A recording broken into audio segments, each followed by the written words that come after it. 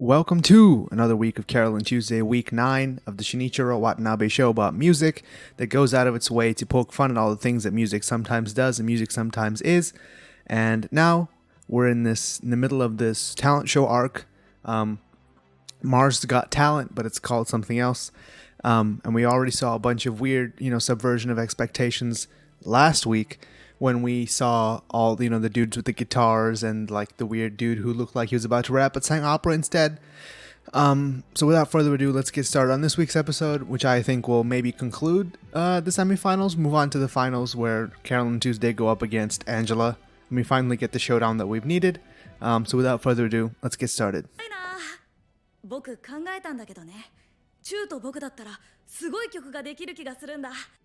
So this is just kind of a passing thing, but they did mention that her birthday is June 10th, and this episode aired on June 5th. And we've already talked about how this show goes out of its way to kind of incorporate like real world media interactions. It's kind of like an ARG that they're running with that Instagram account, basically. So I wonder if they're going to do something similarly for her actual birthday, which is on June 10th. Are they going to have like posts? Or are people going to at the account being like Happy Birthday Tuesday? That'd be interesting to see. That's one of like the more interesting parts of this show is that they do run this Instagram account. At some point I will actually look at it and see whether we can glean some more details that the show doesn't exactly tell us up front. But other than that, there's not much to say about that. It's interesting that it's like a marketing gimmick for them, apparently. If I was them, and I'm not, but if I was, I would be running some kind of like birthday event or like show up for Carole Tuesday and get like a Tuesday like hologram or whatever Hatsune Miku is out there to perform. That would be pretty cool. At the end of this anime, if it does blow up after it does air in the West, we could do something like that with them too. Be like, hey, Carole Tuesday live, they play with holograms just like all the Nendroids that they have in Japan. That would be interesting to see. Complete non sequitur, back to the show.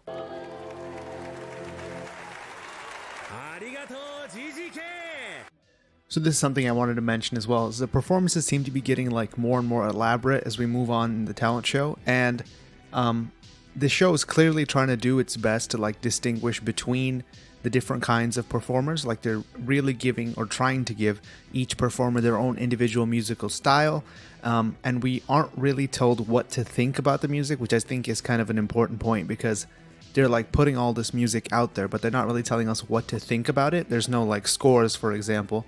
It's all based on like just judges' decision. The problem I have with that is this music isn't really like the most appealing to me. So every episode with this talent show, we have to sit through like 2 separate performances, which is like 2 to 3 minutes of a 20-minute show, which may or may not be engaging to you. Now, if the music was kind of just like incorporated into the episode in a way where it didn't stop the flow of it, I think we would appreciate it more. For example, if Carole Tuesday were out doing their own thing, like if they were being stalked by Sibel, for example, and in the background this GGK music was running and it acted more like a backing track for the other action of the episode, I think I would appreciate it a little bit more than just having everything stop for us to look at who's performing and then moving on with the story afterwards. I think it really hurts the pacing of the episode every time that it happens, and we aren't really that invested in the characters that are performing other than Carole Tuesday. So whenever they do show anyone else performing, it kind of detracts from the whole point of the episode. And the show is called Carole Tuesday after all. So if you're going to do this kind of performance-based show, I really think you gotta either make it so that the music is like, it speaks to some kind of personal story about the characters that we already know about them beforehand. Like, for example, if Angela was to perform something that involved her, like traumatic childhood or something, we could relate to that because we've been told about that. But with this kind of performance where it's kind of just generic music, and they do try to like individualize the characters, but I don't think that adds to the depth of the episode necessarily. We just get a different style of music that we don't have any emotional connection to because we don't know anything about the characters. Now, if you're depending on purely the music to form an emotional connection, it's going to have to be, in my opinion, way better than this. I'm not really plugged into the popular music scene, so I'm not sure if they're making some kind of commentary on current artists, but I don't think so, because a lot of the musical references that the show is making are to artists from a long time ago. Every single episode is named after a different, musical song that from like the 70s and 80s, which is generally, the type of music that Shinichiro Watanabe likes to use and likes to reference. So I don't think they're doing that. If they're doing that, it's going over my head, not really plugged into the popular music scene. Every episode of this talent show, I really feel like has just been dragging along, and the background story isn't advancing as much as I'd like it to. Like I said before, there are some ideas, the ways they could tackle this. I think that the way that they did the Sidonia Fest episode was pretty good in that way, as that we kind of saw the music happen in passing, although there were 2 performances in that show. I'm not sure if they're bringing the show to a halt because they want to put the focus on the music, and I'm not sure who makes the music for the show. Those are the 2 things that I don't know. If they're really trying to put the focus on the music and use it as kind of a marketing tool to like sell more, soundtrack albums or whatever it is, then good on them for doing that. This is the best way to do that. If it was just in the background, we definitely would not listen to it as much as we have to now. And secondly, if the people making the music for the show are like well known and popular in Japan, then it would be, an insult to them to just have the music in the background. You definitely want to showcase it then. For me, it really doesn't work in that way. I would like the show to be more prominent than the music in it, but this is a show about music, so there has to be a balance you have to strike at some point. This is the balance they've chosen to strike. It just doesn't work that well for me.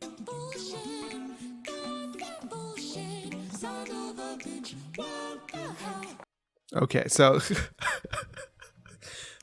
okay. When the show does stuff like this, I'm half convinced this whole show is just an elaborate troll that someone's perpetrated to get us to watch. So remember the old people who sang metal and the hip hop guy who sang opera? These are like neither men nor women who are singing like a barbershop quartet, like kind of upbeat trio type harmonics, and they're just saying the worst possible things that Japanese people can think of in English. Subverting expectations yet again. The problem I have is that by doing this, they're not exactly pointing out anything. Like when you're subverting expectations, you want to be making some kind of point.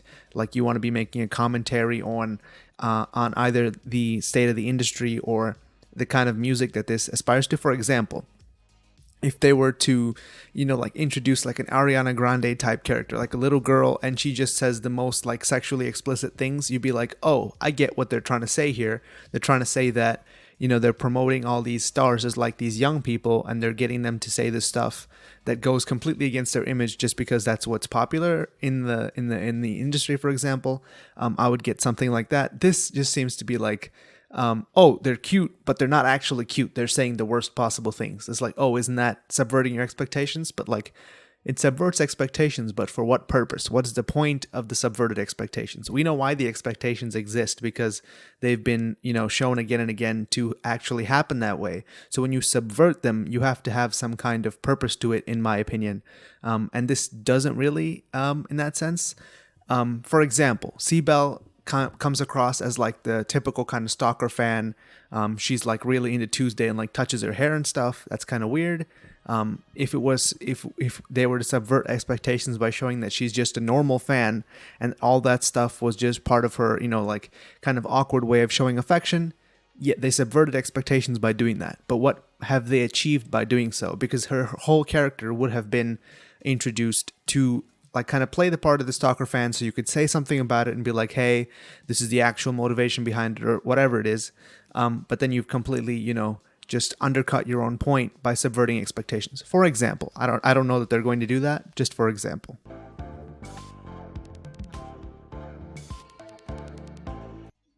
In this part, for example, Shibelle is performing on stage, but with what she just did to Tuesday, I don't think in character she would stand there and just watch her perform. I feel like with the stuff that she's saying on stage, it would make me, if I were Tuesday, I would just freak out and just leave. So imagine if there was a point in this show where they did freak out and they did leave, and then Carole goes after her, and then they talk about what Shibelle did to her while she's performing on stage. Isn't that a more powerful way of putting things together than having everything stop just to watch this musical performance? I kind of question the direction in this episode and the previous episodes too, with the whole stopping everything to watch the music. And I get it, like the show's about music and stuff, but we do need pacing as well. It is an anime after all. If I can do it anything. I can move mountains, I can move mountains. You know, if they're trying to say that having AI write songs for you is bad and stuff, this is to me the best song of the whole show. It's not as lo-fi as the other ones, but being lo-fi doesn't necessarily make your song better. And the songwriting on this song seems better to me than the other ones. Just kind of weird that they're trying to prove a point that AI is bad, but the AI written song is better than the ones that they wrote. You know, don't get me wrong, I like the laundry song and stuff, but, you know, this is a pretty, you know, uplifting message to come from an AI, don't you think? I can move mountains, yeah. Anything the world throws at us, I'll be by your side. Also, the animation they do on Angela here when she's performing is probably the best performance animation we've seen. Mostly because Carole and Tuesday are seated when they're performing, or you know they're not moving around much. I guess so they don't have much to animate. But this is pretty good, you know, like, and they're able to do it so that they're only animating her and the rest of it's still static shots. That's to preserve the budget, I presume. Most of the past 2 episodes when the people have been performing have just been flat, you know, motionless reaction shots of the audience, which is fine. I mean, but at this point, it's good to see some animation.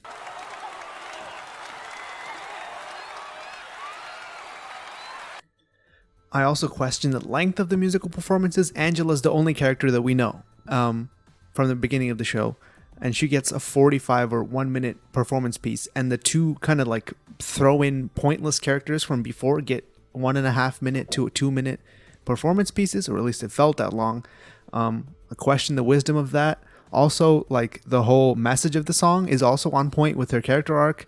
I just felt like that should have been longer, and the other ones either should have been omitted or just used as part of the background. I really don't think we need to stop to hear that, you know, like barbershop quartet saying fucking shit over and over again. Yeah, but this was a good way to end the episode. The other parts I can't be too positive about.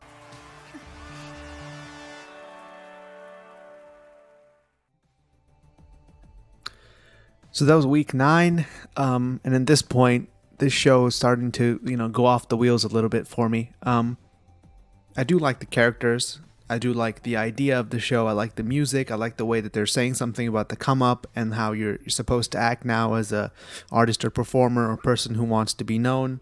But I mean, this is partly because they did such a good job, you know, fleshing out Angela. But I feel like I relate more to Angela than Carole and Tuesday at this point. You know, Carole, you know, she suffered and stuff, but we haven't really heard that much about her past. She kind of mentioned it in passing that she's been through difficulties, and Tuesday hasn't never really been through anything. She ran away from home to be a musician or whatever. But Angela's like actually gone through stuff, and even though she has the backing of the bank and AI are writing her songs, like, I feel more emotion when what she sings than what the other people do. I don't know if it's supposed to be that way. I don't know if they're going to subvert our expectations at the end of the show and be like, hey, did you think we were saying the AI is bad? It's like, no, AI isn't bad. You know, it's actually like the original music industry that's bad or whatever. I don't know. But that song by Angela was probably the best part of this episode. I'm probably going to be humming to that to myself at some point this week. There really isn't much to say about the show at this point.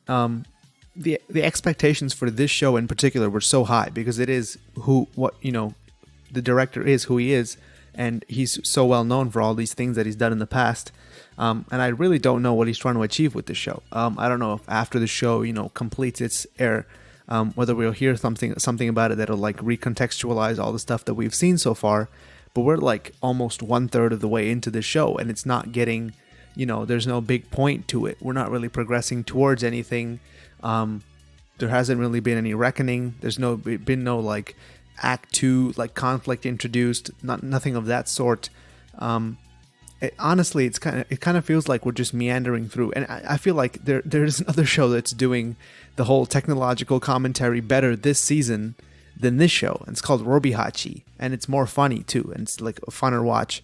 And it may not be as consistent as this show week to week, but I feel like it hits higher peaks than this. I watched the first episode of Robihachi and I was laughing way more than anything in this show.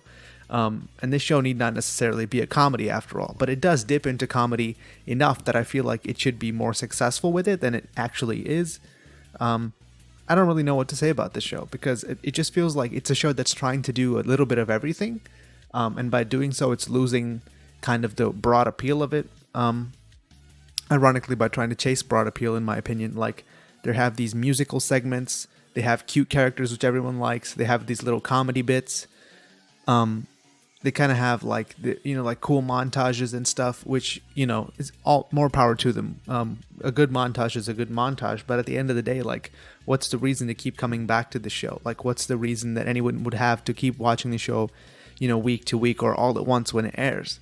And I really don't think the problem is going to be solved by watching it all at once anymore. I kind of have said that in previous weeks. Like, if we watch the show all at once, maybe the solution will present itself. Like, oh, there are connections that can be made, but I'm paying as much attention to this show as I can, and I don't really see anything that would be, heightened or made more enjoyable by watching it all at once. Which then leads me to believe the most cynical possible thing, which is that this is a Netflix cash grab, and they were like, who's the most, influential director we can give some money to and try to make something out of? And I don't want to think that. I really don't. I want to believe that this show, wanted to be made. And it's something that really he wanted to be, a part of. But I feel like at the end of the day, with the things that Netflix are involved in, which are cynical, like, for example, that Chris Rock and Adam Sandler comedy that was like an hour and a half long and was complete garbage, and which both of them were paid handsomely for. I feel like just putting names on something isn't enough to make it good, and you really have to take the effort to, go out of your way to do so. And I feel like other shows in this season are doing a better job of what this show is trying to do. And you may not like Robi Hachi as much as this show, and, power to you for that. Certainly its animation or its, score isn't as good, but I feel like it says more about what it's trying to talk about than this show does. And I haven't kept up. I only watched the first 3 episodes, so for all I know, it could have fallen completely off a cliff. But the first 3 episodes, I feel, hit higher peaks than anything this show did. And that may be me just being cynical. But hey, like episode 9, we're into this, and we're in the middle of this thankless kind of pointless talent show arc, which is, I think, way too long. I think it should have been like a flash montage sequence or a 1-episode show if this is all they had to say about talent shows. Because right now it really just feels like the talent show is just a gimmick to put more songs on screen. Okay, I don't like being negative about shows, and this is one of the better looking shows this season. But that being said, I really don't think this is a show that I would recommend to someone if they were just interested in previous Shinichiro or Watanabe shows. Yeah, it feels like a lot of the shows this season are starting to go off the rails, except Sarazanmai. Stay tuned for that weekly. But other than that, I can't really say anything else about Carole Tuesday. Like the show or not, let me know in the comments what you think, why I'm stupid for not liking the show, etc., etc. Thank you for watching. Like, comment, subscribe, all that good stuff, and I'll see you in the next episode.